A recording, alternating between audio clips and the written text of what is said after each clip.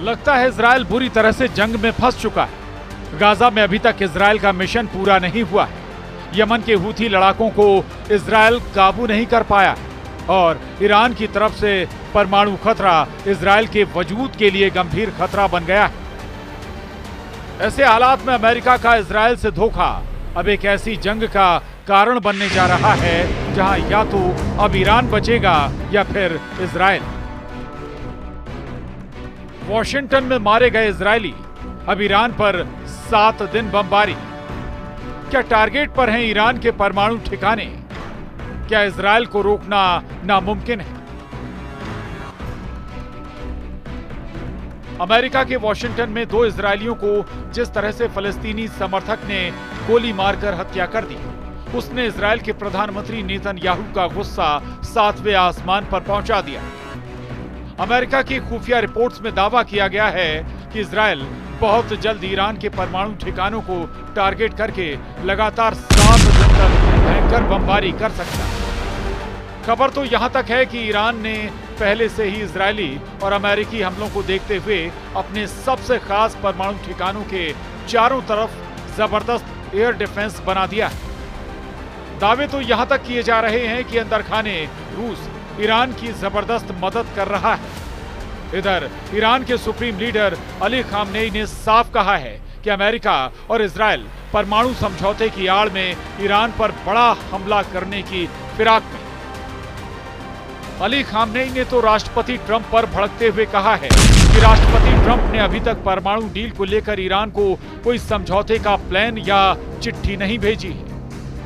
इधर जब से वॉशिंगटन में इजरायली दूतावास के 2 कर्मचारियों की गोली मारकर हत्या की गई है, उसके बाद से पीएम नेतन्याहू ने ऐलान कर दिया है कि इस वक्त इजराइल दुनिया में अकेला है और वो अपने दम पर गाजा, यमन और ईरान तीनों से सख्ती से निपटेगा।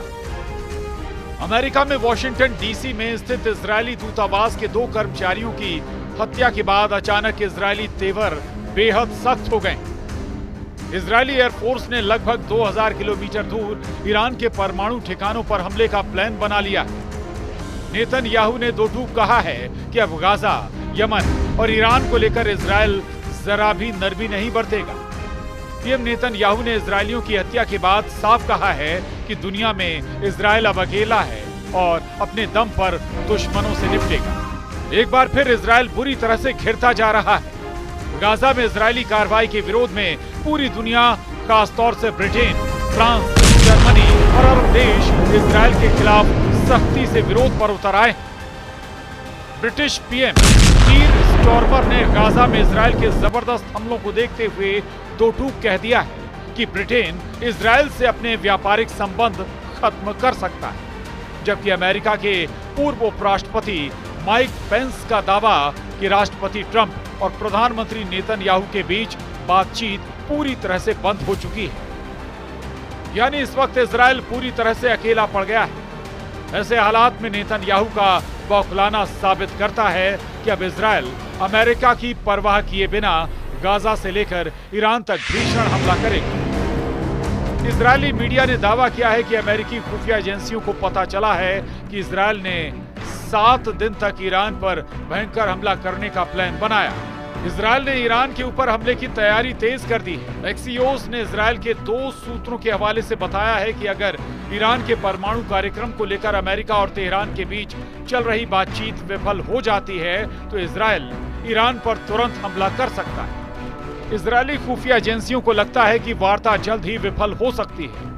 एक्सियोस ने यह भी बताया कि दोनों इजरायली स्रोतों ने अमेरिकन मीडिया की रिपोर्ट की पुष्टि की है, जिसमें कहा गया था कि इजराइल ईरानी परमाणु सुविधाओं पर संभावित हमलों की तैयारी कर रहा है। सूत्रों ने यह भी कहा कि किसी भी हमले के लिए 1 सप्ताह तक चलने वाले अभियान की आवश्यकता होगी और ये एक बार का हमला नहीं होगा। प्रधानमंत्री बेंजामिन नेतन्याहू ईरान और अमेरिका की परमाणु वार्ता के विफल होने का इंतजार कर रहे हैं, जबकि दूसरी तरफ ईरान के सुप्रीम लीडर अली खामनेई ने दो टूक कह दिया है कि ईरान अपने परमाणु हितों को ताक पर रखकर अमेरिका के सामने नहीं झुकेगा। ईरान इजराइल के लिए एक बहुत गंभीर खतरा बना हुआ है। हम निश्चित रूप से संयुक्त राज्य अमेरिका के साथ पूर्ण समन्वय में हैं। हम उनसे हर समय बात कर रहे हैं और हमें उम्मीद है कि अगर वे एक समझौते पर पहुंच सकते हैं जो ईरान को परमाणु हथियार रखने से रोकेगा, तो इसका मतलब है कि ये ईरान को यूरेनियम संवर्धन करने से रोकेगा। अगर ये निश्चित रूप से हासिल होता है तो हम निश्चित रूप से इसका स्वागत करेंगे, लेकिन किसी भी मामले में इजराइल उस शासन के खिलाफ युद्ध का बचाव करने का अधिकार सुरक्षित रखता है जो हमें नष्ट करने की धमकी देता। अमेरिका को नई खुफिया जानकारी मिली है जिससे पता चलता है कि इजराइल ईरानी परमाणु प्रतिष्ठानों पर हमला करने की तैयारी कर रहा है। ये जानकारी ऐसे समय में आई है जब ट्रंप प्रशासन तेहरान के साथ कूटनीतिक समझौते पर काम कर रहा है। कई लोगों का मानना है कि इस प्रोग्राम के जरिए वो परमाणु हथियार बनाने की कोशिश कर रहा है, जैसा कि भारत, पाकिस्तान और इजराइल ने किया था। इन देशों ने नागरिक परमाणु प्रोग्राम के नाम पर ही परमाणु हथियार विकसित कर लिए थे। ईरान के बारे में माना जाता है कि वो परमाणु हथियारों के लिए दोहरे रास्ते अपना रहा है। असैन्य परमाणु प्लांट से प्लूटोनियम निकालना और ईरान से ही निकाले गए यूरेनियम का संवर्धन करना। ईरान इजराइल की सीमा से 2100 किलोमीटर दूर है। इजराइल उसके परमाणु ठिकानों को बर्बाद करने के लिए एक असाधारण और मुश्किल सैन्य मिशन शुरू कर सकता है, जिसमें मुख्य रूप से लड़ाकू जेट शामिल हो सकते हैं। इन लड़ाकू विमानों को हवा में ईंधन भरने और अपने लक्ष्यों तक पहुंचने के लिए काफी दूरी तक उड़ान भरने की जरूरत होगी।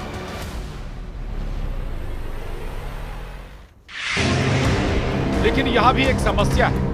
इजराइल की वायुसेना के पास ईरान के ऐसे परमाणु ठिकानों को नष्ट करने के लिए ना तो प्लेटफॉर्म है, ना ही विशेष हथियार, फोडो और नतांज जैसे अंडरग्राउंड परमाणु ठिकानों को नष्ट करने के लिए इजराइल को GBU-57 मैसिव ऑर्डिनेंस पेनेट्रेट यानी MOP जैसे बम की जरूरत होगी, जिसका वजन 12 टन से ज्यादा है और 6 मीटर लंबाई। GBU-57 यानी MOP मिट्टी में 61 मीटर नीचे घुसकर विस्फोट कर सकता है, लेकिन इसे केवल B-52 और B-2 जैसे अमेरिकी भारी बम वर्षक विमान ही ले जा सकते हैं, जो इजराइल के पास नहीं। यानी इजराइल अपने दम पर ईरान के परमाणु ठिकानों को नष्ट नहीं कर सकता। उसे अमेरिका की जरूरत होगी और अमेरिका इजराइल की मदद को इस वक्त तैयार नहीं है। ऐसे हालात में इजराइल ईरान के अंडरग्राउंड परमाणु ठिकानों को निशाना बनाने के लिए स्वदेशी MOP बना सकता है। इजरायली MOP को या तो C-130 हरकुलिस विमान या फिर बैलिस्टिक मिसाइल से लॉन्च किया जा सकता है। इनमें से किसी भी प्लेटफॉर्म का इस्तेमाल करना रिस्की और तकनीकी चुनौतियों से भरा होगा। अब ऐसे हालात में इजराइल कैसे हमला करता है, ये देखना होगा। उधर ईरान के विदेश मंत्री सईद अब्बास का कहना है कि आपको क्यों लगता है कि वे हमारे साथ बातचीत कर रहे हैं, क्योंकि वे यानी अमेरिका निराश थे। उनके क्रूर प्रतिबंध ईरानी लोगों और ईरानी सरकार को घुटने टेकने पर मजबूर नहीं करेंगे। अगर उन्हें यकीन होता कि वे हमें घुटने टेकने पर मजबूर कर सकते हैं तो वे बातचीत नहीं करते। वो खुद से कहते कि हम इंतजार करेंगे और कुछ महीनों में वे आत्मसमर्पण कर देंगे और आगे बढ़ेंगे। लेकिन उन्होंने देखा कि ईरानी लोगों की ताकत के कारण ऐसा नहीं होगा। इधर ईरान के सुप्रीम लीडर अली खामनेई ने अब तय कर लिया है कि ईरान हर हमले का जवाब घातक मिसाइलों से देगा। ईरानी कमांडर और ईरान की IRGC ने कुछ ऐसे फैसले लिए हैं जो इजराइल और अमेरिका को बुरी तरह से डरा रहे हैं। ईरान के इरादों से ये लगभग साफ हो चुका है कि वो अब अमेरिका और इजराइल से कयामत तक जंग करने को तैयार है। अपने घातक शाहिद ड्रोन और 5 तरह की लंबी दूरी की घातक मिसाइलों को इजराइल ने हमले के लिए पूरी तरह से तैयार कर लिया। खुद ईरान की इस्लामिक रेवोल्यूशनरी गार्ड कॉर्प्स यानी IRGC ने एक वीडियो जारी किया है जिसमें एक सुरंग तहखाने में ईरान की बेहद घातक और नई मिसाइलें भरी पड़ी। जरा इस वीडियो को गौर से देखिए। ईरान के इस्लामिक रेवोल्यूशनरी गार्ड्स कॉर्प्स यानी IRGC ने अंडरग्राउंड मिसाइल सिटी का खुलासा किया। IRGC से जुड़े तस्नीम न्यूज ने दावा किया है कि अंडरग्राउंड बेस में ईरान ने क्रूज मिसाइलों को रखा है, जिन्हें रणनीतिक रूप से दक्षिणी जल विध्वंसक जहाजों को निशाना बनाने के लिए डिजाइन किया गया है। ईरान के इस अंडरग्राउंड बेस को मिसाइल सिटी नाम दिया गया है। इसके साथ ही ईरान ने घोषणा की है कि वो नई विशेष मिसाइलों का निर्माण कर रहा है। ईरान के वीडियो में एक भूमिगत मिसाइल और ड्रोन कॉम्प्लेक्स को दिखाया गया है। IRGC ने एक नई विशेष मिसाइल बनाने का भी दावा किया है। IRGC commander major general Hossein Salami और brigadier general Amir Ali Hajizadeh ने मिसाइल और ड्रोन के भंडार का दौरा किया। इस वीडियो के जरिए ईरान ने अपनी मिसाइल ताकत दिखाने की कोशिश की। वीडियो में IRGC commander major general Hossein Salami और brigadier general Amir Ali Hajizadeh को मिसाइल डिपो का दौरा करते हुए साफ देखा जा सकता है। हाजीजादेह ने इस मिसाइल को सोता हुआ ज्वालामुखी कहा है। ईरानी दावों के मुताबिक अक्टूबर और अप्रैल में इजरायल के खिलाफ ईरान के कुछ ऑपरेशन में इस भूमिगत मिसाइल बेस का इस्तेमाल हुआ था।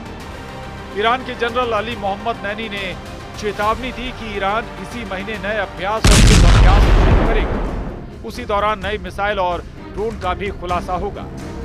अब ऐसे हालात में इजरायल बिना अमेरिकी मदद के ईरान पर कैसे हमला करेगा, ये देखना दिलचस्प होगा। Bureau report, news 18।